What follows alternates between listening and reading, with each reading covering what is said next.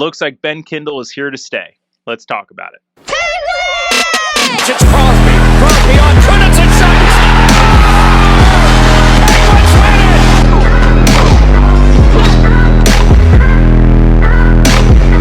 Sees part for Crosby to the goal. He scores!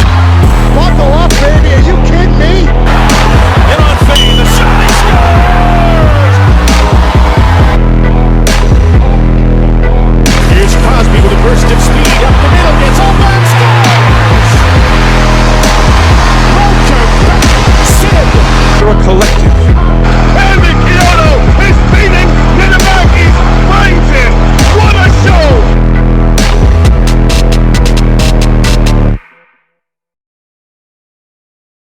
Pittsburgh Penguins have made their decision. Ben Kindel is staying. Now, as we all know, he played his 9th game against the Philadelphia Flyers, and per rules that they made up somewhere in the NHL, you only could play your guy, your rookie, on an ELC 9 games, okay?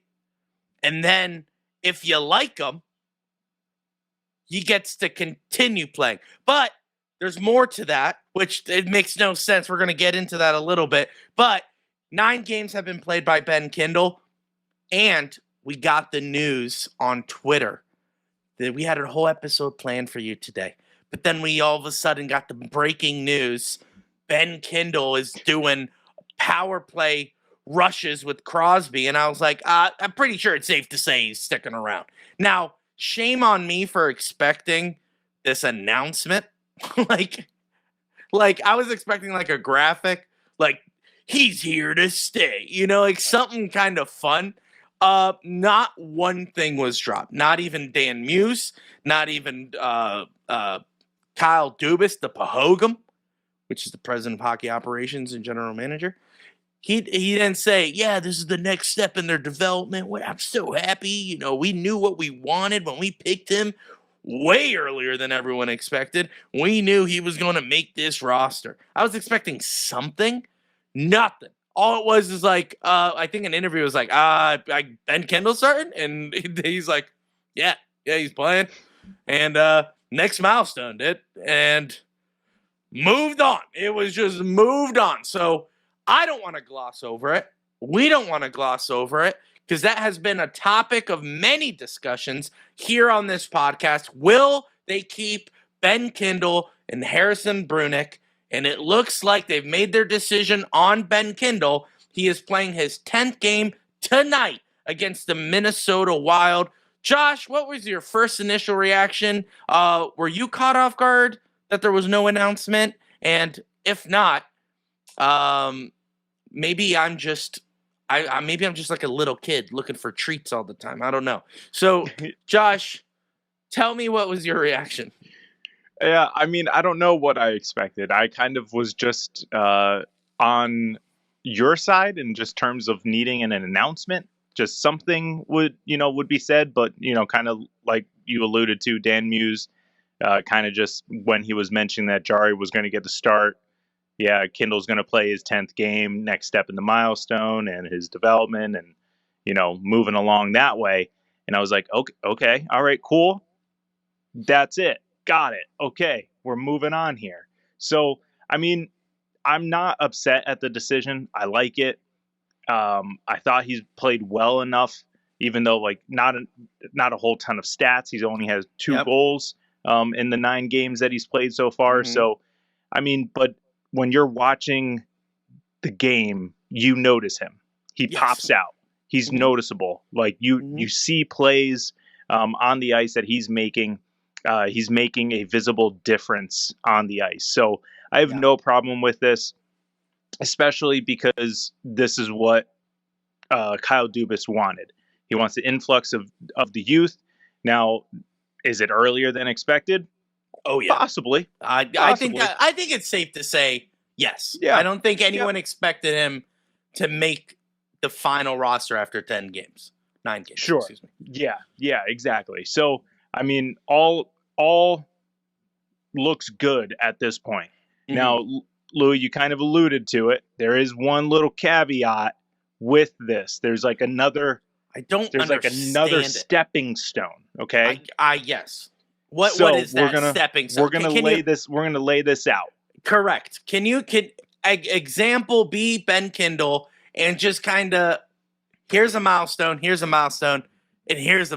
It makes no sense. Josh, lay it out because I need to hear it one more time. Yeah. So the initial process started back in the offseason when he initially signed his entry level contract. You'll hear me refer that to as an ELC. So he signed the ELC in the offseason, which then allowed him to participate in the preseason and kind of get the, tryout, if you will, for the 9 games in the regular season. But I mean, I guess you can actually say the next step was then earning that spot on the opening night roster through his play in training camp in preseason that got him that 9-game tryout. So sorry for misspeaking there, but we're now at the 10th game. We know that he is playing. So now his entry level contract has officially been initiated. So now this is year 1 of his entry level contract, which is 3 total seasons. So entry level contract being 3 seasons, he is now initiated by playing in the 10th game, year 1 of the ELC. Okay. So that's great. Now, next step is the 40 game mark. Okay. The 40 game mark is not games played by Ben Kindel. It is 40 games played by the Pittsburgh Penguins. So that will be, we got a hard date on that one. So dumb. That's January 3rd of 2026. Feels weird saying already. But that is the 40 game mark. If he is still on the roster after 40 games, he loses a year of his restricted free agency. Okay? Going to rewind just a little bit because at the end of his 3-year ELC, he is awarded 4 years of restricted free agency. Additional. Or until he turns 27, which I'm trying to do the math in my head. He's 18. He's not going to be 27. No. Got it. Quick math. So put that out of the Don't make it more complicated than what it is. So technically, after the 3 years of his ELC, if we're still unsure about him, we can just retain him as a restricted free agent for 4 extra years. However, if he plays past January 3rd, he loses one of those 4 years, and he would then have 3 years of restricted free agency. Yeah. I don't fully understand all of that, but I just wanted to put it out there, even though I fully believe at the end of his ELC, he's just going to sign a contract and it's going to be one of those, maybe 4 to 6 year contracts, mid-range. Probably by the time we get to it, it'll probably be somewhere in like the 10 to 12 range at the rate that these contracts are going now. It's crazy. Yeah. But wow. Who knows what the value will actually be. But the one thing that is nice about this is by triggering everything early, you get to sign him early, like longer term early. So with the cap salary rising, with the salaries rising, you kind of get to get him in early on the market. So that way he doesn't have to, sit and watch these numbers rise above 20 million a year. And then you're paying, essentially a 22-year-old, $15 million. Hopefully it's somewhere in the 8 to 10 range. It also depends on how well he's playing. Yeah, absolutely. Yeah, because and then that's where you kind of you can trigger in the restricted free agency, because that's kind of what it's used for. They're just 1 year after another 1 year, like terms that like, hey, let's just evaluate this year and then we'll move on to the next one.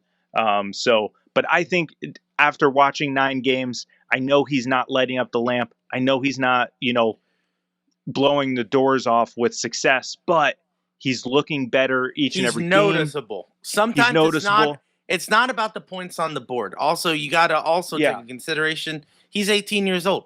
Yeah. So you gotta give him some leniency, and with that leniency comes surprising play by Kindle. He's out there, he's getting in the corners. We talk about it during our live streams, which is he doesn't get bodied around. Like he'll come in, somebody will come in and try to check him, and he stands his ground. He has a strong core, which is very nice. I could see him going long term. He's going to be a long term Penguin. Now, listen, I don't want to get everyone's hopes up and say get a jersey, because if I know something, these young guys always change their jerseys after like a year, their numbers. Like Jake Gensel, remember, he was a totally different number before he landed on 59. So he was a different number in his rookie year, I think, when he got called up to Pitt. Actually, I could be wrong. I'm taking that back. I don't even want to say anything. I think he was a different number in Wilkes-Barre, but it doesn't matter, Josh, because that whatever I just said goes out the window. Maybe go buy a Kindle jersey, do whatever you want. I don't know. All I know is he looks good. He looks like a player that is obviously getting developed for the long term. He is not here just to, oh man, is he going to play? We're not doing this because we're like, oh, he's good trade bait in 3 years. No, Yep. he's part of the solution long term. He's going to join Gavin McKenna on the first line when we get him. You know what I'm saying? So he is one of those role player guys. I don't see him being the franchise guy, but I see him being now. Who knows? That's right, exactly right. Who knows? He could be. It's kind of hard to put those glasses on of who's going to be the franchise when Sid's still around. So we're not going to know. Sid's probably going to play for another 3 years. Kindle's going to be well-versed. He's going to be playing really well, and his expectation is just going to go up every single year. But besides that, he's here for the long term. He's here for the development process. He is going to be a massive part of the solution for the Pittsburgh Penguins to get back on track, to get back in the playoffs, to get back at the Stanley Cup. I could see him playing really well as him.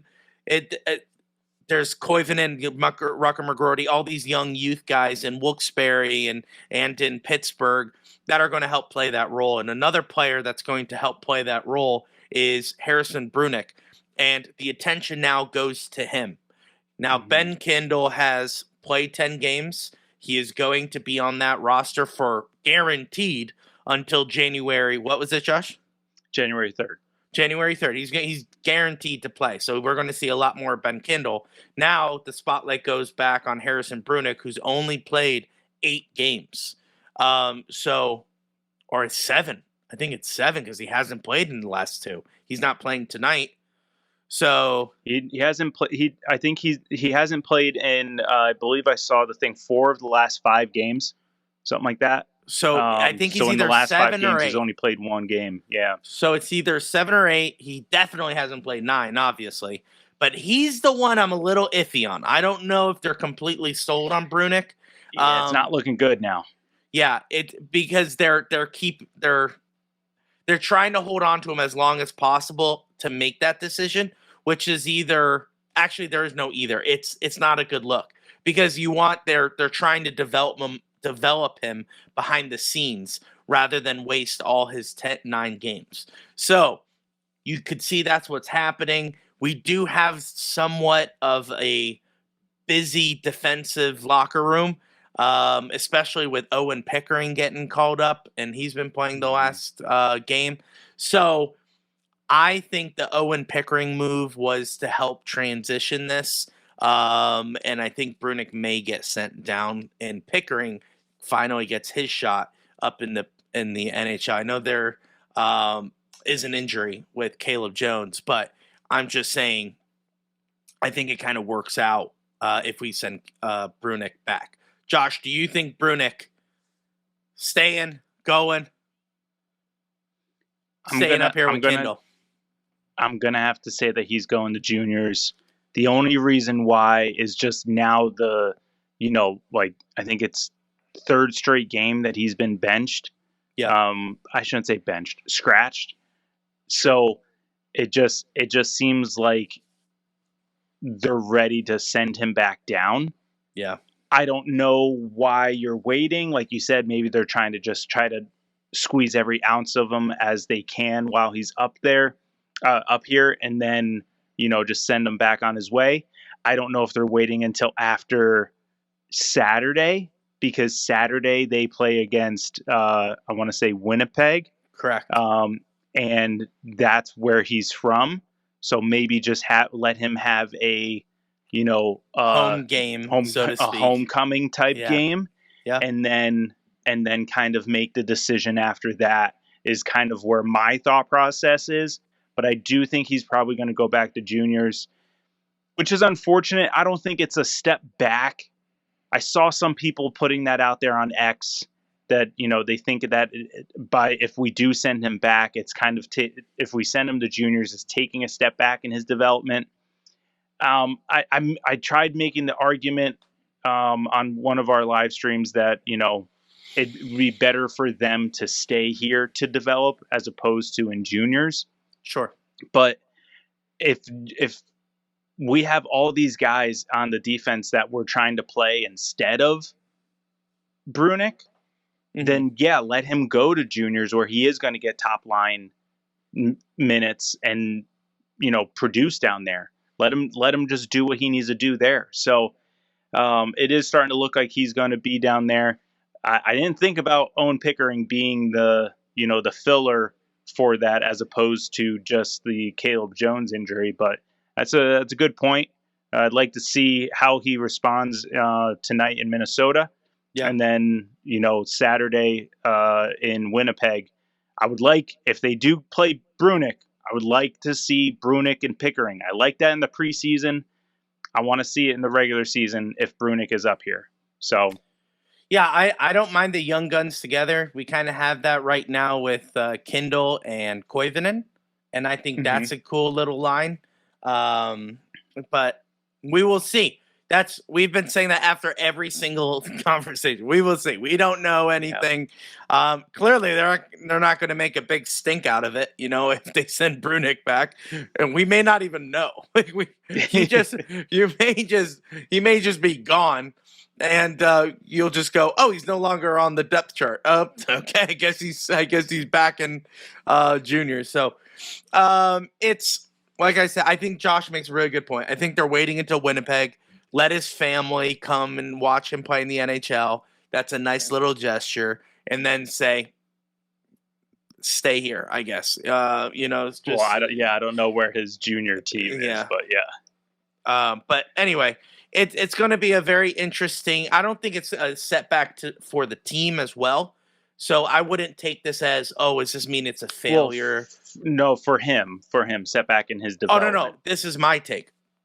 Oh, got it. I don't want you, not Josh, you as in people watching, to look at this and go, oh, well, does that mean the Penguins aren't willing to do what they need to do to win? He's a young player. We're going to have him next year. It's not like we're giving up on him and he's free agent. He's going to be a Pittsburgh Penguin. It's just not now.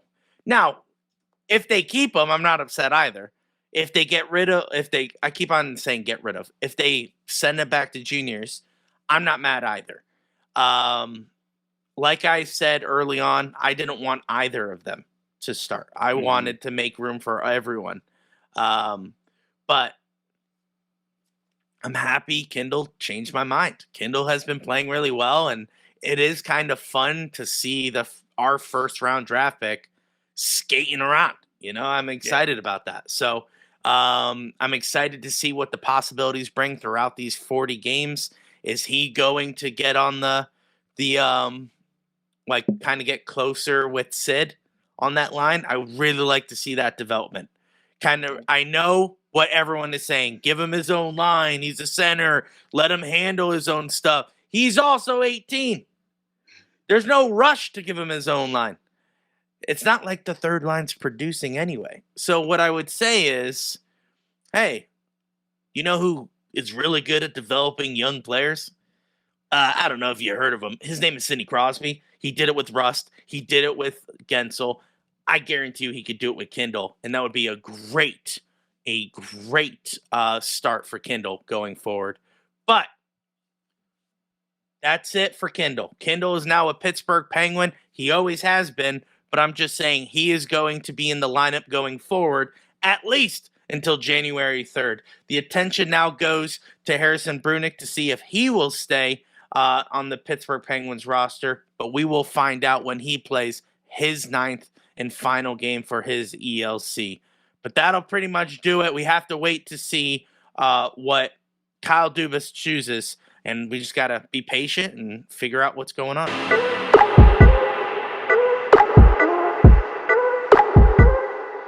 So now we want to hear from you. Let us know, how excited are you that Kindle is staying up in the NHL? Also, what do you think happens with Brunick? We would like to hear from you. Let us know in the comments. Also, don't forget to follow us on all social media platforms at Pens Collective. We go live after every single game. Make sure you join us on those platforms. And Louie, as always, let's go Pens! It's Crosby. Crosby on Brunick and shot. Penguins win it! Buckle up, baby. Are you kidding me? We're a collective.